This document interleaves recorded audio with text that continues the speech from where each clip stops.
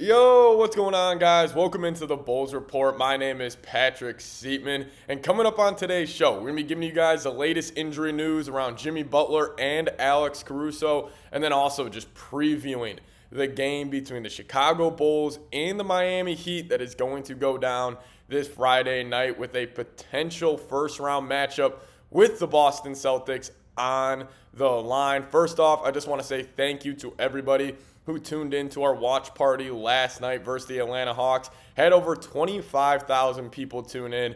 It was awesome. So seriously, credit to all you guys. It was a ton of fun, and honestly, probably one of my best kind of times watching the Bulls this season. So first off, just want to really say thank you to you guys, everybody who tuned in. But we are going to be going live this Friday, 30 minutes before tip-off. So if you guys haven't already, hit that sub button, turn on those notifications so you don't miss our watch party this Friday night. It's going to be big. It's going to be a ton of fun. And maybe the Bulls can win that game and have a potential matchup with the Boston Celtics in round one. I can't believe I'm actually saying that. If you would have told me that a month ago, that the Bulls would be in this position going up against the Miami Heat with a potential round one matchup with the Celtics on the line, I probably would have said you are crazy. But it turns out the Bulls have a pretty good chance as we get to the biggest injury news of the day. And this was coming in from Shams Charania, talking about Jimmy Butler. As he tweeted this out early on this morning, he said the expectation is Jimmy Butler will be out for multiple weeks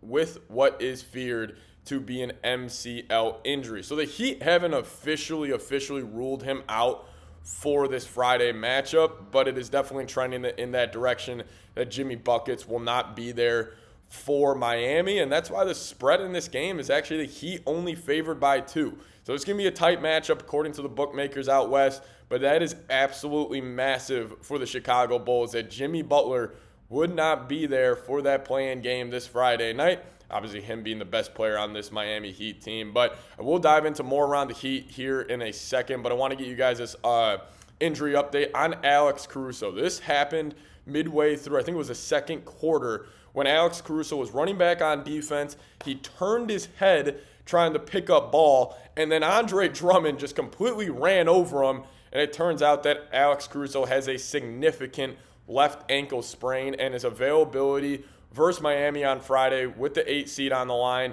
is in doubt. So I'm going to chalk it up to Alex Caruso right now is doubtful. That was coming in from Woj, but it's more likely than not that Jimmy Butler will not be there for the Miami Heat. So I want to go back and just talk about the game last night. First off, really quickly, you got to start with Coby White, man. A career high for him, even though the stats technically in the play-in tournament don't count. We're going to count it here on the channel. But Coby White dropped a career high against the Atlanta Hawks last night, having 42, incredibly efficient as well. And, you know, just watching his game, I was just shocked at seeing everything coming together last night. You know, because we've known Coby White taking that step from averaging 9 points a game last season to really hitting the scene hard after that Zach LaVine injury and averaging 20-plus for the rest of the season. Did I expect a 40-point outburst for Coby White last night? No, but he went out and he did it, and he absolutely dominated that ball game. I thought he was just great at just attacking the bigs coming off the pick and roll. We obviously know the Bulls run a lot of dribble handoff, a lot of pick and roll at the top of the key, just a lot of constant motion, and a lot of the times it was Coby White getting the basketball and just attacking Clint Capella, Bogdanovich, whoever it would be picking him up, and he cooked them the entire game. Also I know Coby White's got a good Euro step. He's used it a couple times this season, but last night he was cooking the Atlanta Hawks with the Euro. I mean, he would get the big, get the help side defender, go one way, go the other, and he was just special at getting to the rim. And, you know, one thing I noticed about his game, too, as well, in terms of attacking the basket, his hang time is absolutely ridiculous. Like, countless times yesterday, he would go up in the air, the defender would meet him at the rim, he would adjust mid-air and still get the layup to go. And because we know Coby White, knockdown shooter from downtown, shot almost 40% from deep the entire season, but the next step of his game was that finishing ability, and he got it to go. He was just special last night, and it was pretty cool seeing him doing his post-game interview on the United Center floor, and just the crowd erupting, once he started talking. It finally felt like for the first time in a while that the Chicago Bulls fan base, they have a team and they have a player that they can kind of wrap their arms around and buy into, and that man is Coby White. And I also want to give a shout out to IDO Dumo. That dude was special again last night. I mean, his first step and his burst, it's up there with De'Aaron Fox, in my opinion, as one of the fastest guards in the NBA. And it was funny enough, he had a couple plays where he turned the ball over just because he was moving too fast. But when he is having some control and moving at that speed, he is a weapon in the fast break. And, we saw last night, he also knocked down a couple threes. He had this one three-pointer in transition where he sprinted into it and he stopped on a dime, pulled up from downtown, and I was just like, just seeing the development from where Io and Coby White were last year to where they are right now, it is awesome. You saw that hard work that they probably put in all summer long really paying off. So really want to give credit to those two guys, and it just feels so good that the Bulls finally have, their backcourt of the future. And I think they complement each other very well. Coby White being the more offensive-minded guard, Io Dumo being the more defensive-minded guard, but they're both 6'4", 6'5", long wingspans, can get after you defensively, and also you just can't keep them in front of you. The Bulls just constantly last night had the Atlanta Hawks in rotation, just led to open shots, and I just thought the Bulls were great. Also, one more person I want to give credit to, DeMar DeRozan. I think DeMar is really climbing up the list as one of my favorite Bulls players that I've ever watched. Off the court, I love what DeMar does, him promoting mental health awareness for NBA players. I think it was pretty cool that he kind of drove that campaign, and he just seems like such a good dad with DR, and just how he's just developed over his NBA career. He's aged like fine wine. He is still one of the best just go get a bucket guys in the league, and he is still just an elite closer. So shout out to DeMar. I honestly expected that from him yesterday, and I think DeMar DeRozan this Friday versus the Miami Heat, he is going to put the NBA kind of common fan and media on notice that I am still here. I am still one of the better players in this league, hence why he's averaged almost 30-plus over the last month. But again, he was great yesterday versus the Atlanta Hawks. But before we dive into the preview here, let me know who you got between the Bulls and the Heat. Give me a B for the Bulls or an H for the Heat down in the chat. I better see a whole lot of Bs down there in the comments section. But let's break down this game a little bit. So the Miami Heat did lose to the Philadelphia 76ers yesterday, and they had a big-time lead. They were up by 14 at a point, ended up blowing that lead in the second half. And the whole time when I was watching that game, before we were getting ready to go live on the Bulls channel here, I was just begging for the Sixers to get that win, because even if Jimmy Butler is going to be there Friday,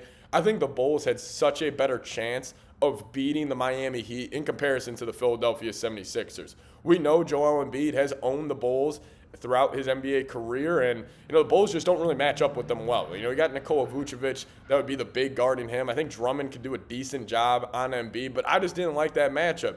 Now in terms of this matchup with the Heat, I don't want to slight kind of Bam Adebayo, Eric Spoelstra, and that Heat culture in any way, but I think the Bulls match up with them very well. Hence why the season series was tied at 2-2, even though those games were all back in November and December of this season. But I think the Bulls are a more skilled team.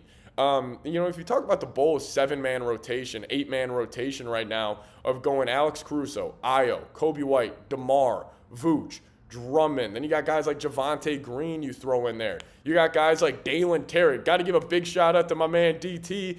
Dude's playing his ass off. He plays hard. His energy on the basketball court, guys, it's contagious. You feel him through the screen. You feel him on that basketball court. And I think it kind of spreads to the rest of his teammates, because anything you're getting from Dalen Terry is just icing on that cake. And he, again, last night played hard, played his ass off. I should give a shout out to my dad. He called this a while ago early on in the season when I was very down on Dalen Terry, and he was just like, the kid plays hard. And I was like, yeah, but he doesn't really play too good. Well, last night he ended up playing well, and he also just played his ass off. Also, sneaky good defender in Dalen Terry, and that's why I think the Bulls are going to get this win on Friday. I think they're going to lock it in defensively. They have the guards to match up with Miami. Bam's definitely going to be a problem.